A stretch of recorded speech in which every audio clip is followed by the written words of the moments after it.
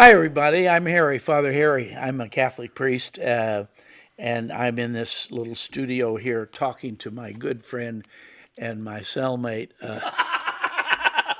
the Pritch, Michael Pritchard. So we're calling this thing the Padre and the Pritch, not because the Padre is more important than the Pritch, but we wouldn't want to say the Pritch and the Padre. Because both of us make so much money by doing this, whoever gets first billing would probably want the cream off the top. Anyway, we've started a podcast. We know each other for many, many years. And if you've seen us before, you realize from some of the old stories that we go back a ways. So once in a while, something will creep in and from our days in the Midwest in Missouri.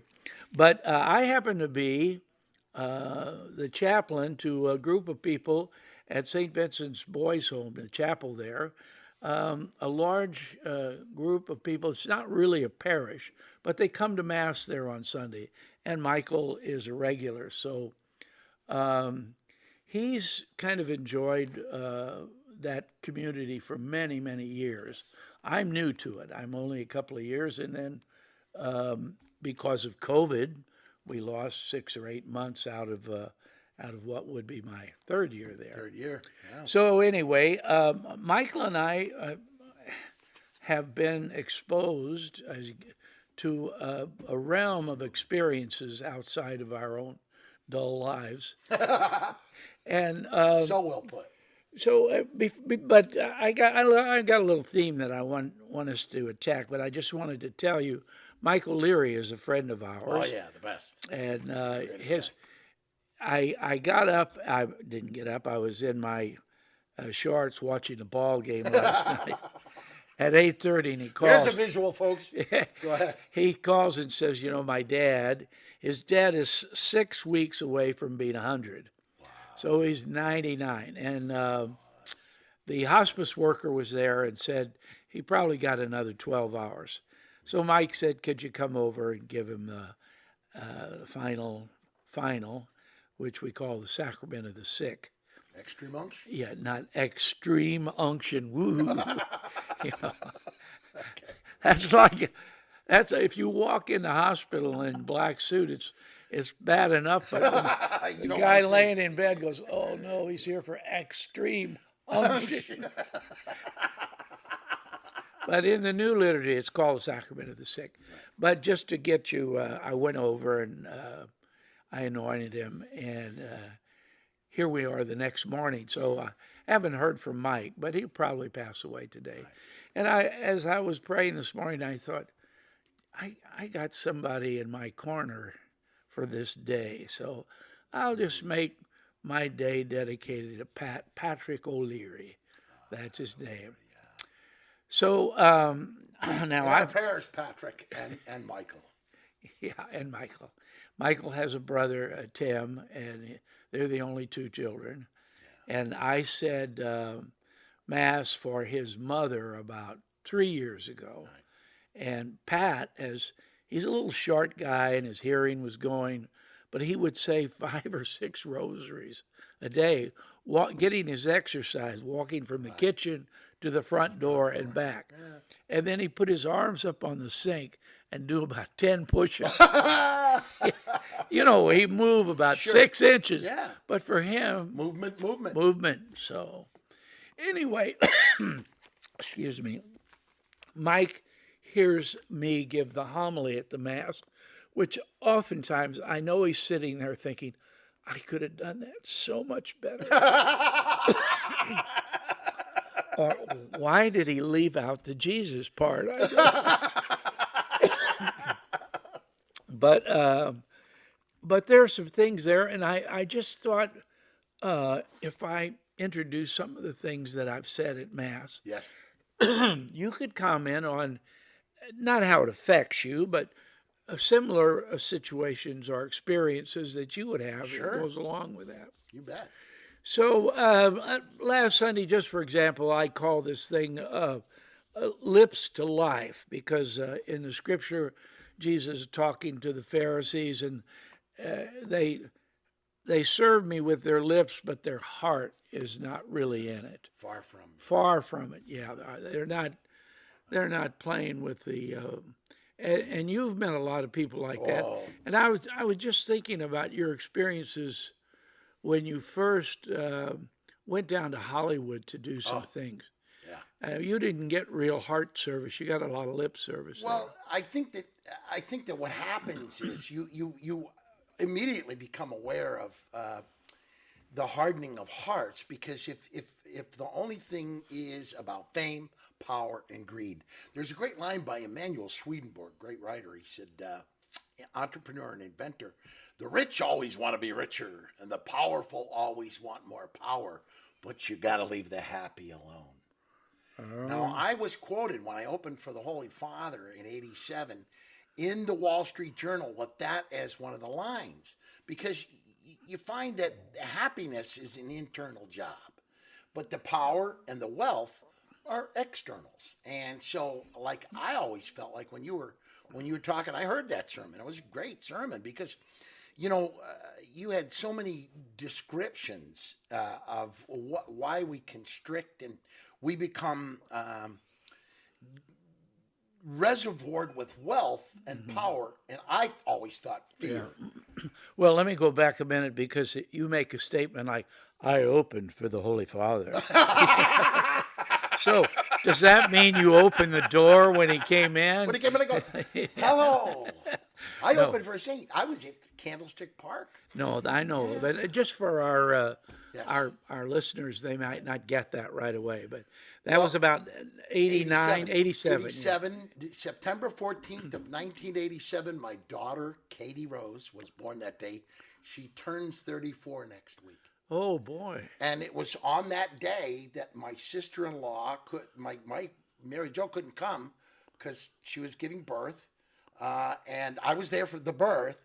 But then we went the next day to be at Candlestick Park, and I was the MC for this celebration of the Mass with the Holy Father, and we had a big celebration of diversity, and it was dancers and Scottish dancers and Filipino stick dancers. It was just a great I was time. there. In fact, I was working for KPIX Channel 5 then, and when you came on, Dave McElhatton, do you remember that name? He said, Father, you probably know Pritchard. I said, never saw him. And so I had everything crossed. Loyalty. My fingers, I said, he's not going to tell any jokes about me. I said, no, he's not even going to tell any jokes about the Holy Father. No. Archbishop Quinn made that readily. No, anyway, but it was a remarkable thing to be given the honor to open for what turns out to be a saint. Now, I know Jim Gaffigan got that honor. The comedian Jim Gaffigan opened for the Holy Father Francis. And, just to get the opportunity to help people worship, pray together. You can I certainly, and I'm sure Jim Gaffigan will tell you the same thing. You feel it. Yeah. You don't just see it. You're not just there. You feel the energy as the Holy Father was walking up towards us. There was, I don't know how else to put it. There was light emanating from outside and inside.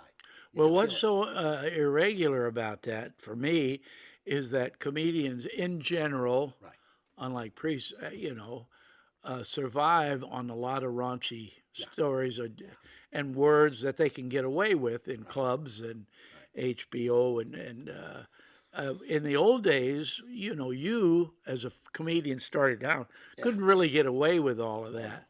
And either on television or radio, there was no these channels that weren't the main networks, where they could say anything. Yeah, when I was on Johnny Carson, Merv Griffin, Mike Douglas, you were never permitted to use raunchy or inappropriate things. But I always felt like, because I was at a prayer group at St. Gabriel's with family and friends, and with Monsignor Tarantino, who eventually became the president of Marin Catholic, where my boys went to school. And it was just, I think the continuum of being a Catholic is so profound. Like even now when we're talking about how to live your life, my son is in New Orleans as an ER doctor. Hurricane came in the other day and he's working during COVID as he did in New York City at Brooklyn Hospital Center.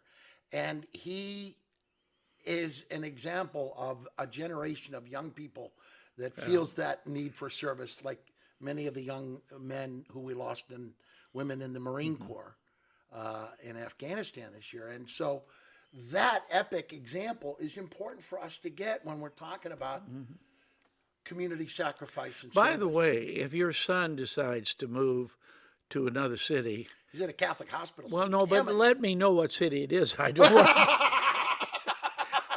You don't want to. calamity follows him. Calamity. Yeah, you know, I think calamity prepares him, Yeah. Oh, of course. right?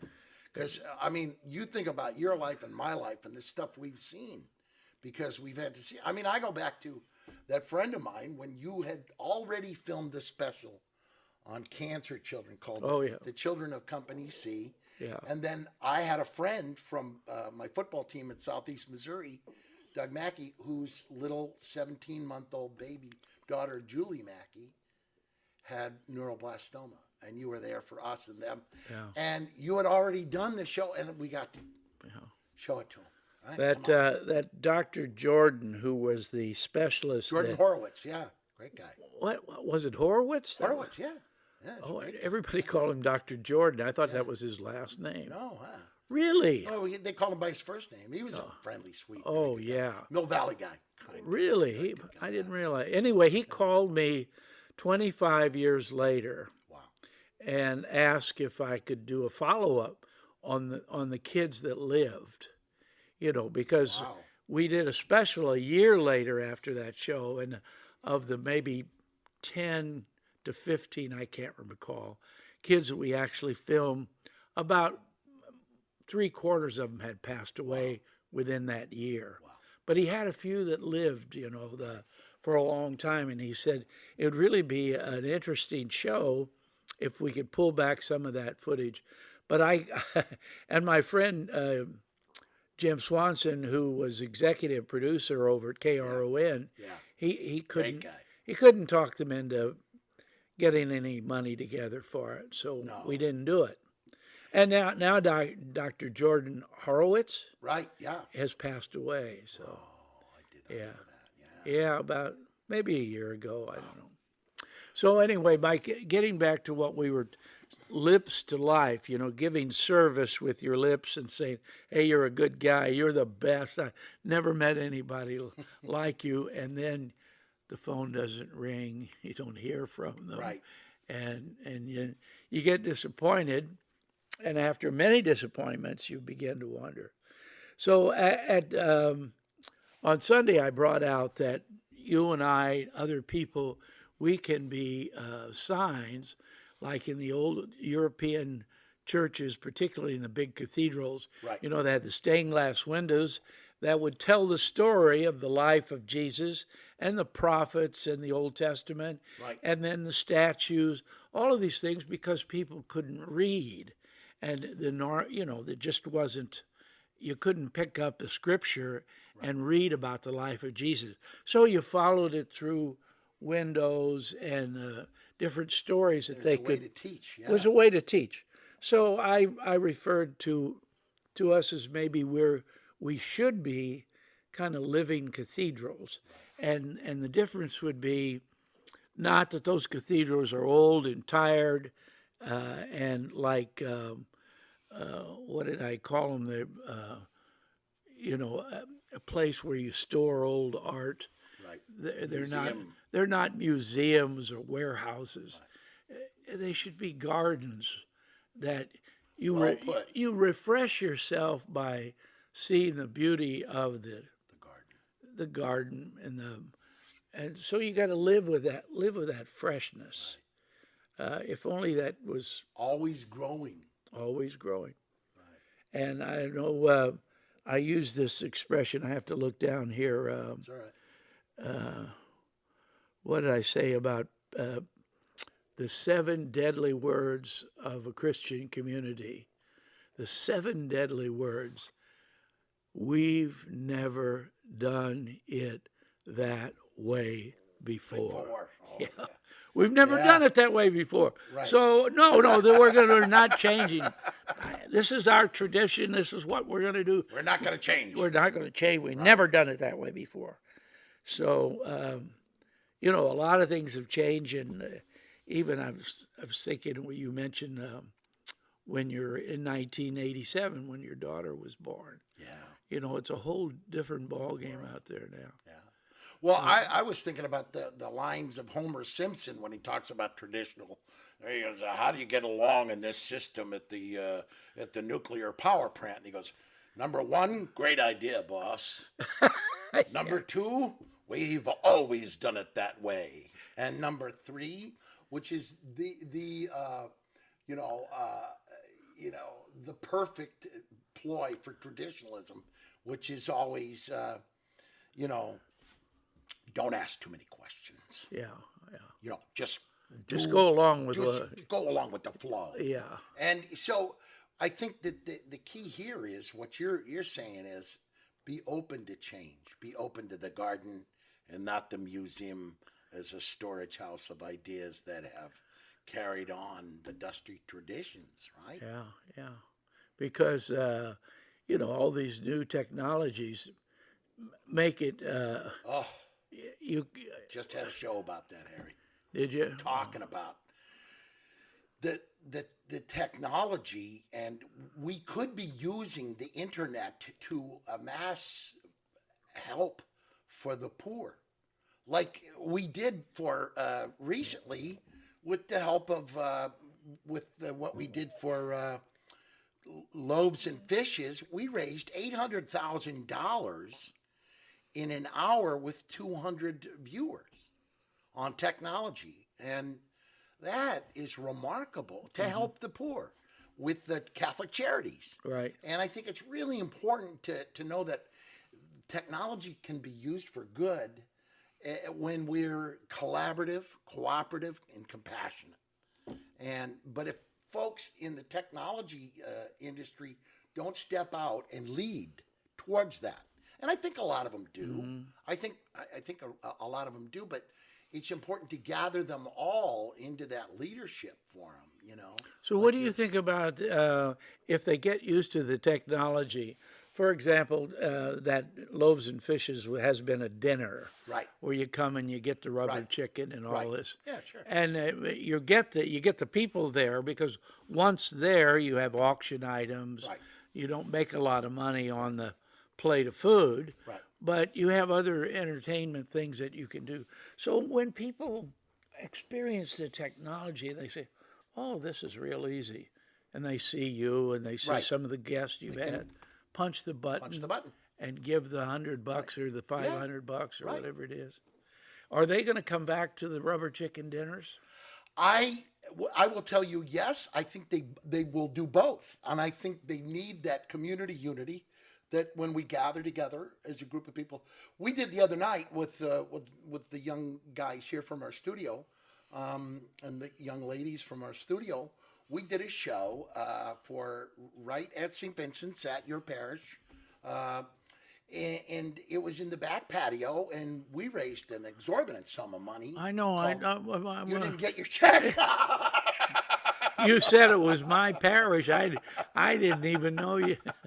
Go ahead. So we had a comedy show outdoors, outside, COVID safe.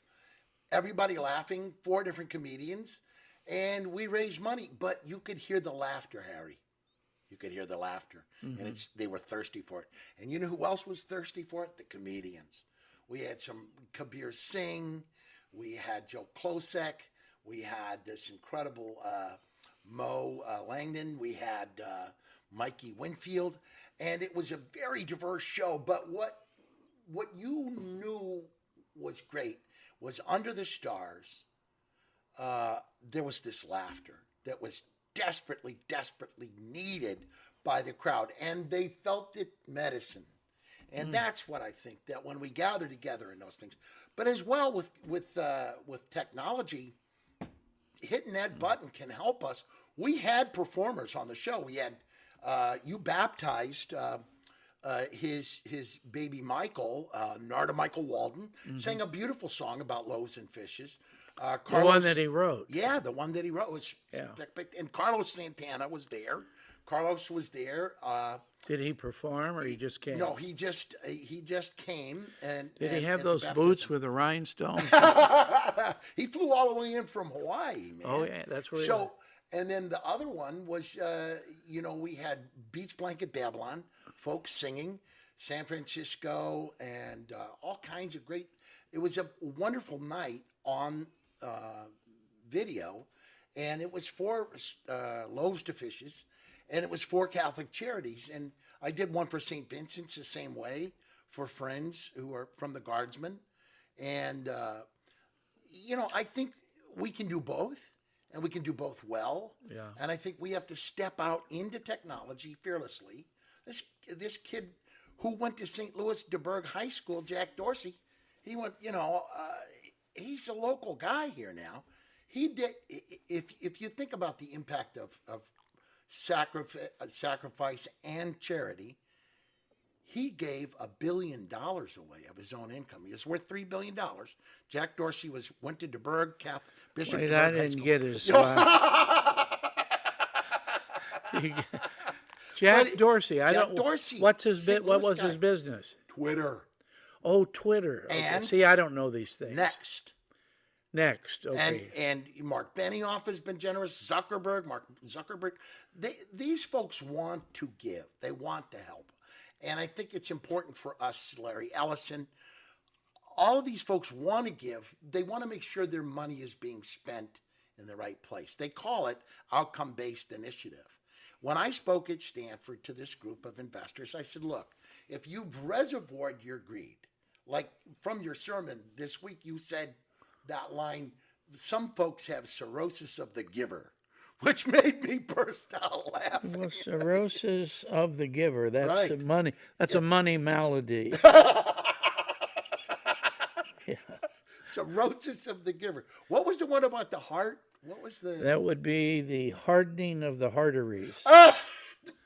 Hardening of the arteries. And, this is epically describing.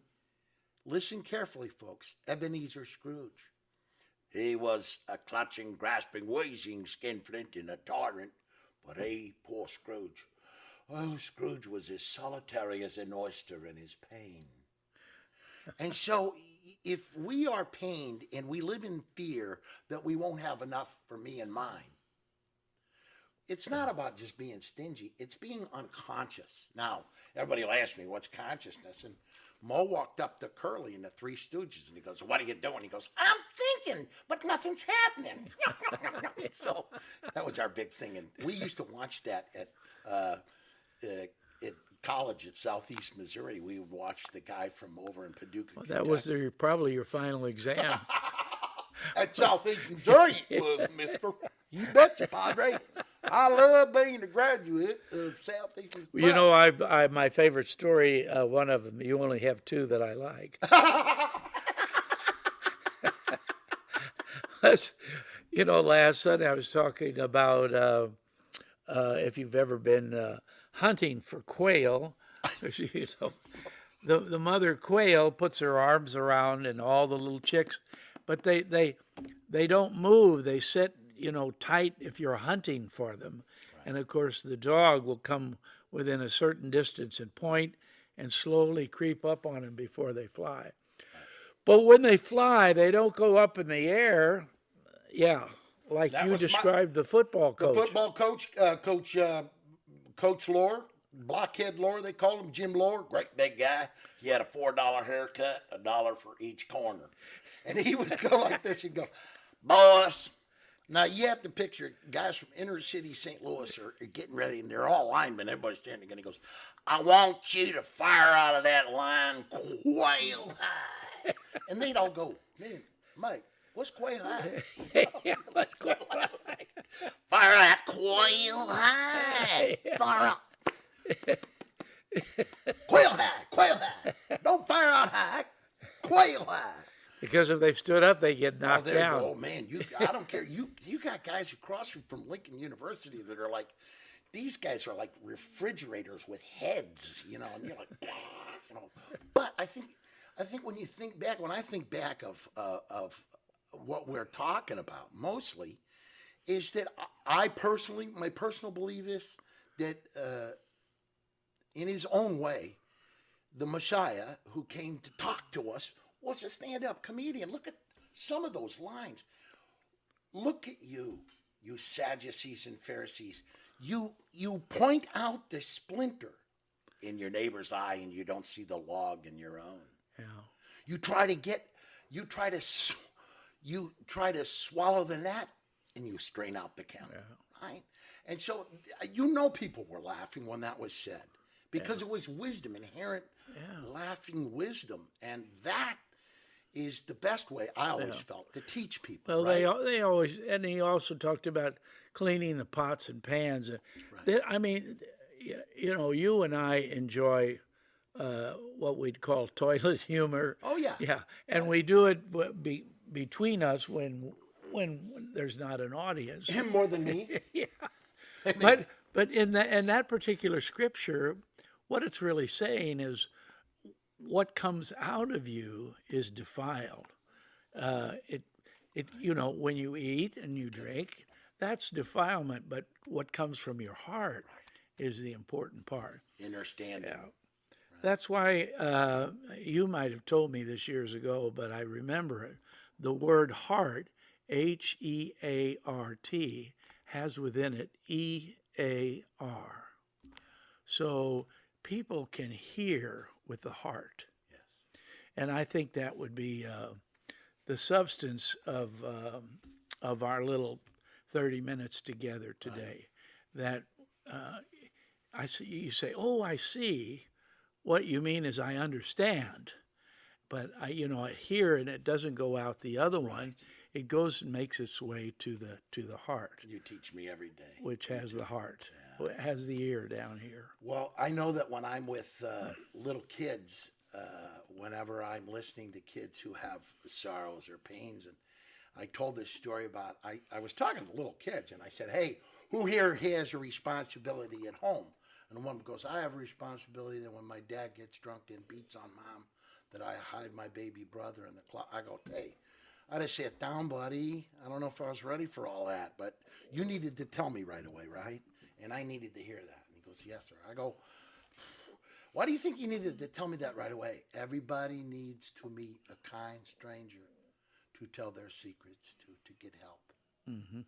And in that wisdom of the confessional, for the priest to be able to hear that pain, filter it, and teach back to the person the importance of unburdening yourself in your spirit, right? Mm-hmm. Right. And I mean, I've done that with probation and parole for years. And I learned more from watching probation parolees who have suffered indescribable torment from early childhood trauma. Yeah. And then when they finally get there, you're less judgmental, mm-hmm. right?